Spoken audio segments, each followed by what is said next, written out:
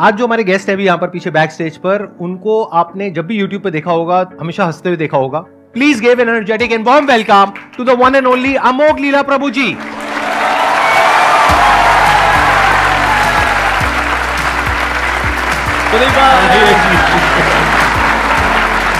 So glad to meet you.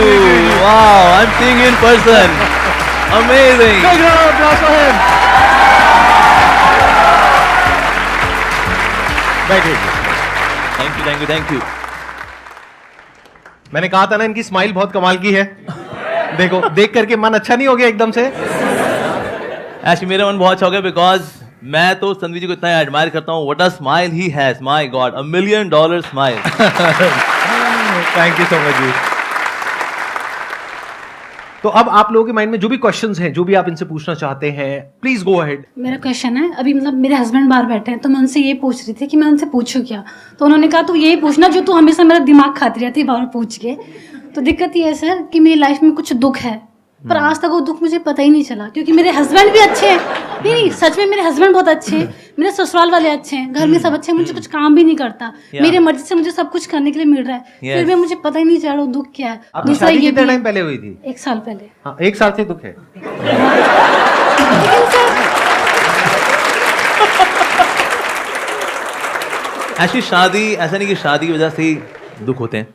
बहुत अच्छे ऐसे भी गृहस्थास हैं, they are very happy in household life. तो एक्चुअली दुख वाला किस वजह से होता है? जैसे फॉर एग्जाम्पल अगर किसी को अगर पिंपल हुआ हो, ठीक है, कोई इसको आगे बुगली बुगली वुश कर दे, बुगली बुगली गंदे बदतमीज. पर एक्चुअली उसके बुगली बुगली वुश करने से पेन नहीं है, ये मेरे खुद के पिंपल की वजह से पेन है एक्चुअली, राइट. तो इसलिए हमारा क्योंकि मन ही इतना लो क्लास हो रखा है, इसलिए कोई भी आके हमारी खुशियों को कभी भी छीन सकता है एक्चुअली. तो जब मन के अंदर वायरसेस होते हैं ना, तो आप कुछ भी ढंग का नहीं कर पाते. और कभी और कौन कब आपको दुख दे जाए कुछ नहीं पता. ये औरों की वजह से दुख नहीं है, ये दुख वास्तव में मेरी वजह से है. तो इसलिए हमें अपने मन को चंगा करना पड़ेगा. मेरे पास एक समय एक फैमिली आई थी, उन्होंने बोला कि हमारी बहू है जी बड़ा दुखी रहती है. मैंने कहा क्यों दुखी रहते हो आप? मैंने कहा आपके पति अच्छे नहीं हैं. नहीं जी बहुत अच्छे पति है मेरे, एकदम देवता स्वरूप मेरे पति हैं. मैंने कहा फिर आपके इन लॉज दुखी करते होंगे. मैंने कहा देखिए इन लॉज होते हैं, माता पिता होते हैं. नहीं बिल्कुल माता पिता से ज़्यादा प्यार करते हैं मेरे को, ऐसा मत बोलिए आप. मैंने कहा अच्छा. मैंने कहा ये बच्चे तंग करते होंगे. मैंने कहा बच्चे देखो कलयुग का प्रोडक्ट है सबके सब, ये तो क्या करना है इसलिए. नहीं जी ऐसा मत बोलिए आप, मेरे बच्चे बहुत अच्छे हैं. मैंने कहा अच्छा फिर फाइनेंशियल क्राइसिस रहते होंगे. मैंने कहा देखिए लक्ष्मी तो सिर्फ नारायण के चरणों में ही स्टेबल रहती है, बाकी जगह तो कभी आनी है कभी जानी है. जो राजा है वो रंग है, जो रंग है वो राजा है. नहीं ऐसा नहीं है, बहुत पैसा है हमारे पास, financially I am also fine.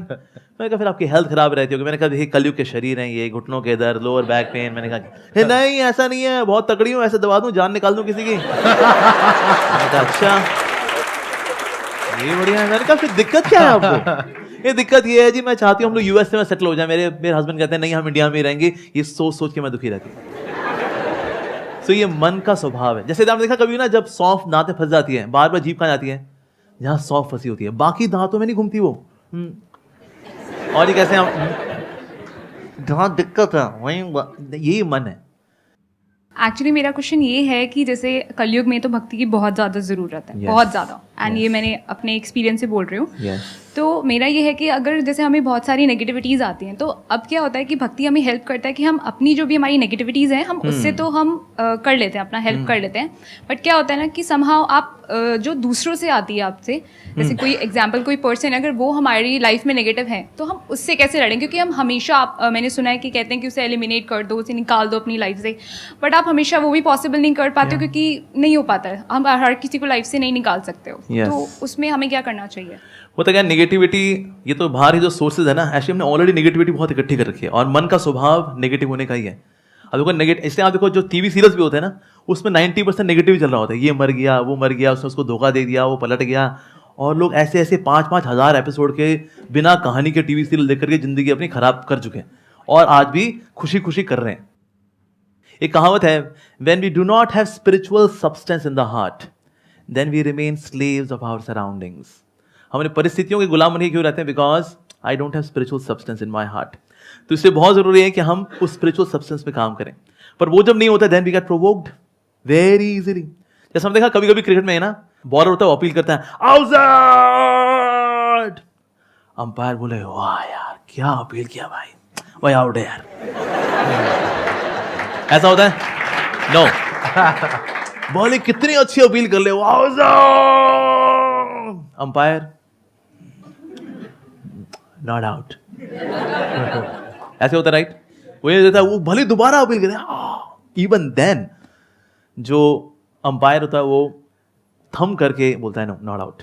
इस तरह से मन का भी अंदर से स्वभाव है जो नेगेटिविटी से भरा हुआ है, चिल्ला दे, दिखा दे इसको इसकी औकात।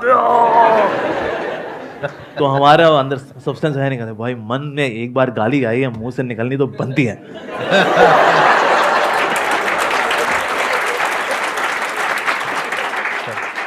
और होता क्या है, when you have that spiritual substance in the heart, ये जो भक्ति से जो मिलने वाला जो सब्सटेंस है, ये इतना कंडेंस्ड होता है एक्चुअली, वो आपको ठहराव देता है कि जो प्रोवोकेशंस आती है, when negative person is inciting you to behave in negatively,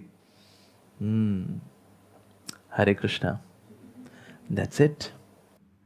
देखिए बेसिकली क्या होता है कि हम चाहे उसको भक्ति कहें, चाहे स्पिरिचुअलिटी कहें, चाहे राइट अंडरस्टैंडिंग कहें of the scriptures, but the point is कि जब अंदर से आप स्ट्रांग होते हो, अंदर से आपको स्ट्रेंथ मिलती है, तो दो चीजें होती हैं। या तो ये जो नेगेटिव लोग होते हैं वो जब आपके पास में आते हैं तो ज्यादा देर तक वो आपके साथ नहीं रह सकते, वो अनकंफर्टेबल होने लग जाएंगे, आप नहीं होगे, वो होने लग जाएंगे, तो वो अपने आप ही दूर हो जाएंगे। लेकिन कई बार लाइफ में ऐसी सिचुएशंस आएंगी जब कोई ऐसे लोग आपको मिलेंगे, वो आपके ऊपर अटैक करने लग जाएंगे, that could be verbally, physically और in any way which is not right. उस वक्त आपको लड़ने की स्ट्रेंथ चाहिए, वो स्ट्रेंथ भी आपको स्पिरिचुअलिटी से मिलेगी। Then you need to have that kind of a frame of mind कि बड़े आराम से ठंडे दिमाग से सोच करके समझ करके फिर आपको लड़ना है। जैसे महाभारत में भगवान कृष्ण ने बोला अर्जुन को लड़ने के लिए, ये थोड़ी कि भागने के लिए, जब लड़ने का मौका आ गया है तो लड़ना भी है। तो ऐसा नहीं है कि there is one solution for all kinds of situations, there are different kinds of people and we need to deal it in a different way. For example, आप कहीं पे जॉब करते हो और वहां पे मान लेते हैं कोई बॉस है आपका और वो आपसे बदतमीजी से बात कर रहा है, वहां पे you need to have that kind of strength कि आपको उसके सामने खड़े होकर के बोलना है, चाहे सबके सामने चाहे अकेले में, इनफ इज इनफ, आज के बाद में दोबारा से मेरे से इस तरीके से बात नहीं करनी है। सिंपल, यही तो बोलना है। इसके लिए भी तो स्ट्रेंथ चाहिए ना। तो वो स्ट्रेंथ कहां से आती है? जब हमारे अंदर एक कॉन्फिडेंस होता है कि हां मेरे साथ में या तो कोई है, दैट कुड बी भगवान, शक्ति, या फिर अगर मैं कुछ सही करूंगी तो मेरे साथ में गलत हो कैसे सकता है। हाँ, शॉर्ट टर्म में हो सकता है, लॉन्ग टर्म में हो ही नहीं सकता अगर मेरी नीयत साफ है तो। ठीक है, ठीक है जी।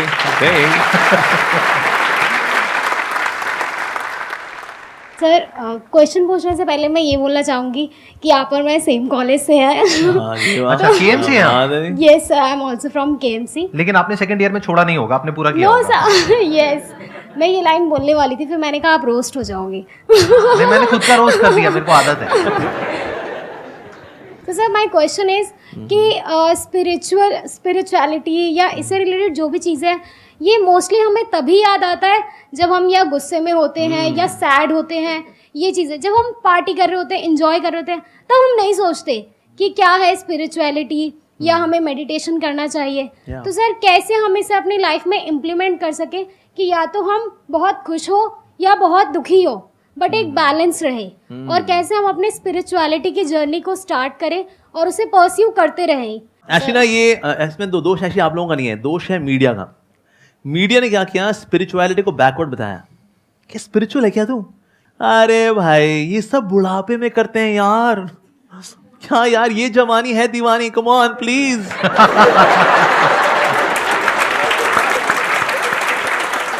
तो मीडिया में ऐसे दिखाते हैं, किसी को दिखाना होगा ना कोई जाहिल आदमी है, बेवकूफ आदमी है, वो ऐसा कर होगा, अरे टन टन टन, और एक जीनियस आदमी बड़ा हैंडसम गुड लुकिंग व्यक्ति आएगा, I am a self made man, मैं जो हूं अपने दम पे हूं, और ये दिखाते ये है पॉजिटिव कैरेक्टर। और जो भगवान को मानने वाला है बेसिकली क्या है, नॉट सो इंटेलिजेंट।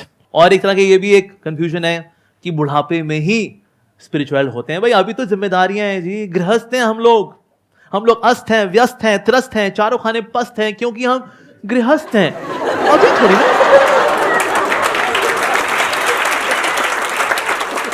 तो पहले तो हमें इस भ्रम से निकलना है that spirituality is for old age. जिन्होंने जवानी में कुछ नहीं किया होता, बुढ़ापे में भी वो ये लगे होते हैं, उसकी देवरानी, उसकी जेठानी, थोड़ा फैमिली पॉलिटिक्स, थोड़ा नेशनल पॉलिटिक्स, इसके अलावा और बाकी यहाँ पर डॉक्टर ऑर्थो कैप्सूल, इससे ज्यादा बुजुर्ग व्यक्ति कुछ नहीं कर पाते। इसने स्पेशली जिसने यंग एज में कुछ नहीं किया हुआ, यंग एज में जो करता है वो बुढ़ापे में उसको रेलिश करता है। फिर बिकॉज मैंने 30-35-40 साल I was spiritual, so in old age you relish it.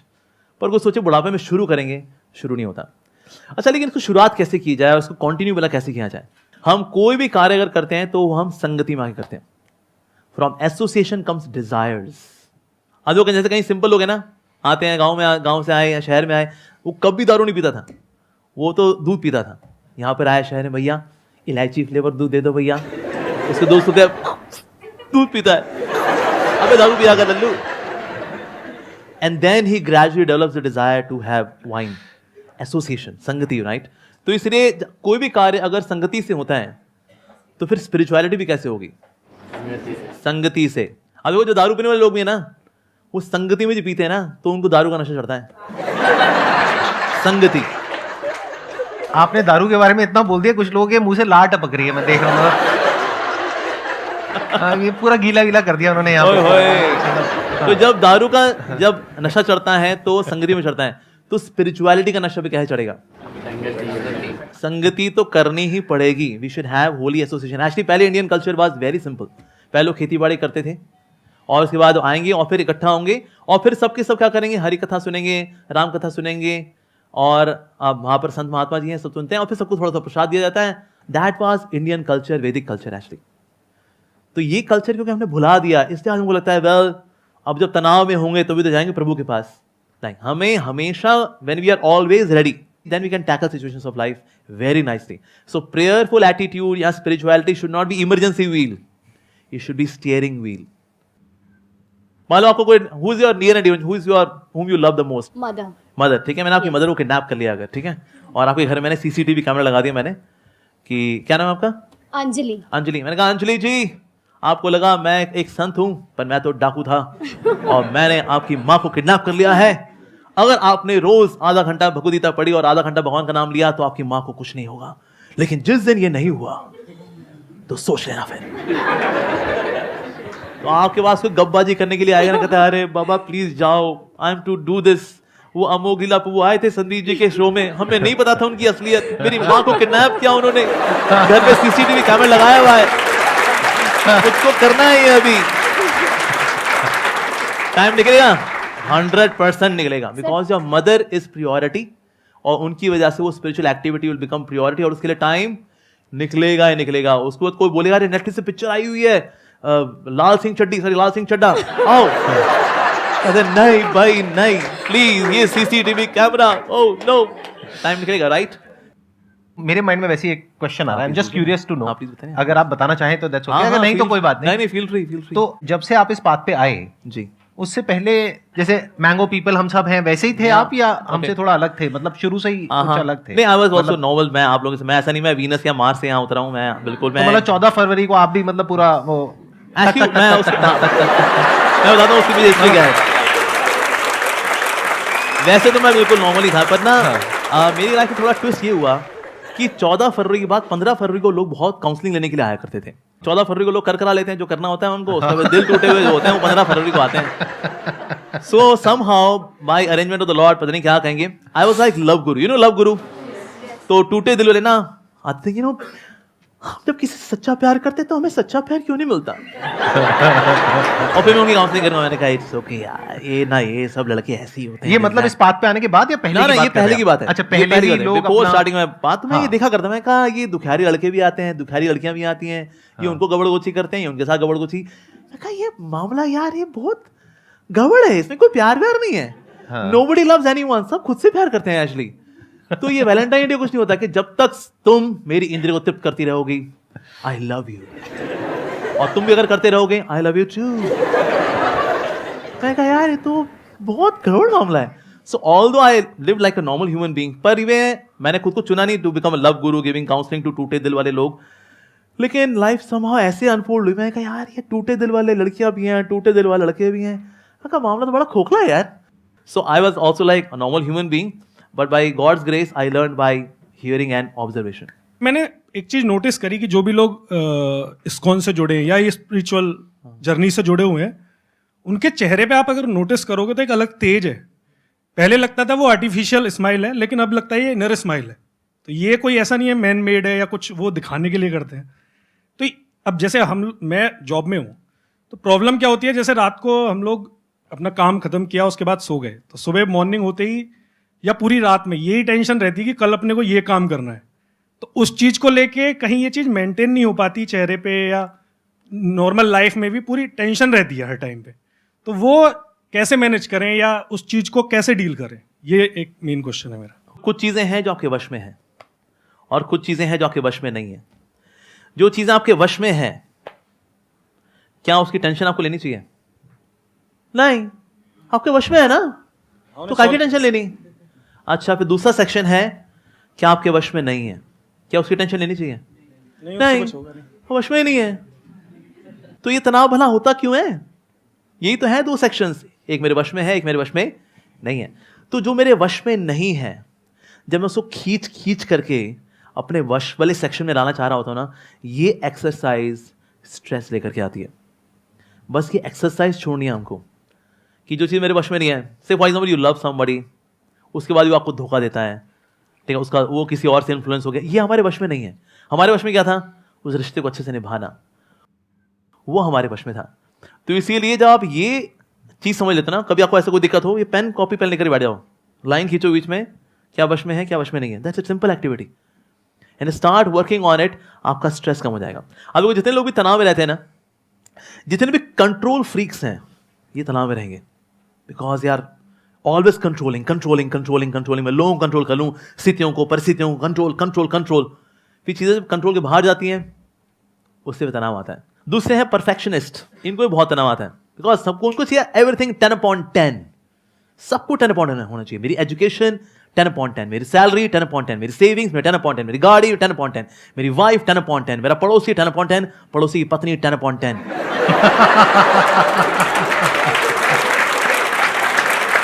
एक मिनट, मैं बीच में रोकूंगा। सब कुछ। सर, ऐसे जोक्स कहाँ से आते हैं? मतलब हम लोग ऐसी जोक्स मारे समझ आता है, बट आपके अंदर ये जोक्स आते कहाँ से हैं? ये मैन्युफैक्चरिंग डिफेक्ट है, ऑब्जर्वेशन है ना? आपके पास में जो लोग आते हैं अपने दुख लेकर के, तो वहां पे आप उनको ऑब्जर्व कर लेते हैं। बढ़िया, बताइए। सो ये सेकंड क्लास, इनको तनाव होता ही होता है, परफेक्शनिस्ट। तीसरे है एंजॉयमेंट मैनियाक्स, जिनको हर चीज में मजा चाहिए, जो करेंगे ना यार मजा करेंगे यार, नौकरी करूंगा ना मजा होगा, मैं शादी करूंगा ना मजा के लिए, मैं सब कुछ मजे के लिए करता हूँ, मजा मजा मजा मजा। जब मजा नहीं होता, अबे यार फूक गई हमारी जिंदगी।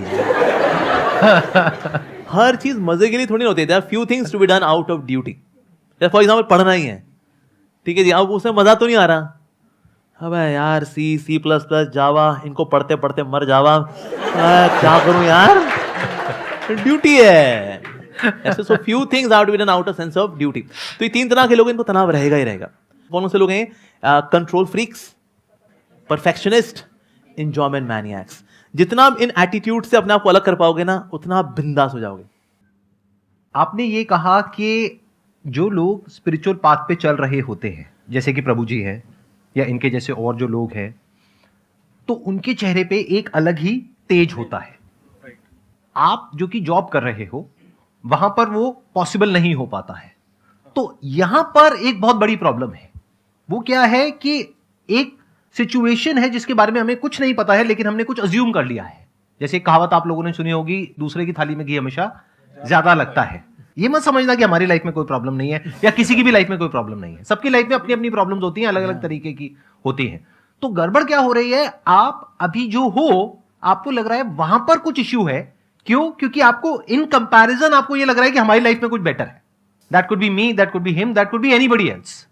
मैं आपको सच बता रहा हूं, सच, कि अगर आपको कुछ दिन के लिए इस बॉडी में से निकाल दिया जाए और इस बॉडी में रख दिया जाए, मैं इनकी बात नहीं करता, अपनी बात करता हूं, इस बॉडी में रख दिया जाए, आप 2 दिन में परेशान हो जाओगे। मतलब मेरी लाइफ इतनी गंदी नहीं है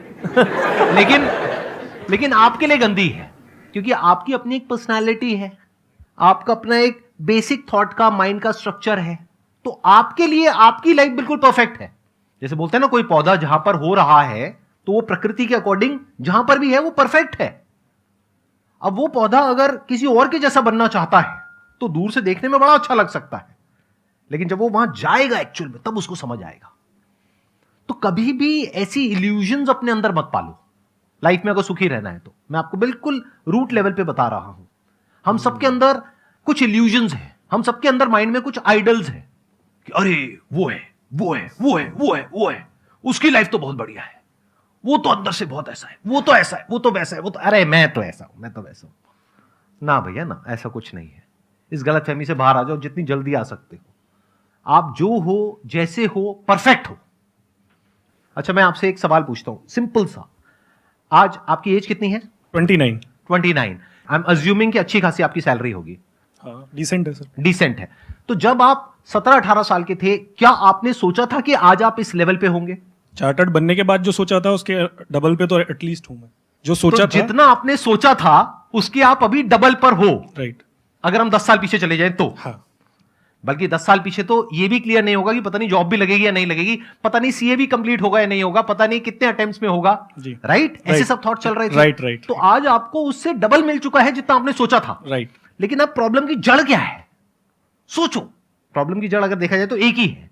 if you start comparing yourself with someone else, that could be anyone, that could be a guru, that could be an idol, that could be a person, that could be your friend, your relative. मेरी salary जितना मैंने सोचा था उससे तो double है, लेकिन वो मेरे परिवार में वो है ना, उसकी 10 गुना है। ये प्रॉब्लम है कि मेरी लाइफ वैसे तो बहुत बढ़िया है, लेकिन इनकी लाइफ मेरी लाइफ से भी बहुत बढ़िया है। काश मेरी लाइफ ऐसी होती।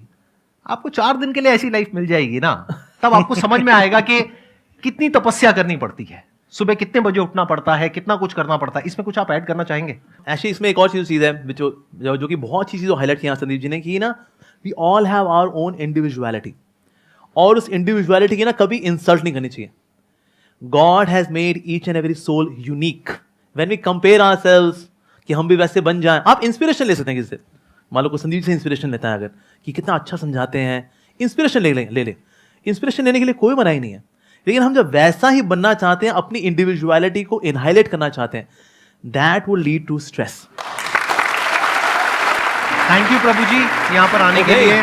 मुझे बहुत अच्छा लगा आपसे मिलकर। मुझे बहुत अच्छा लगा आपसे मिलकर के। Big round of applause for him. Thank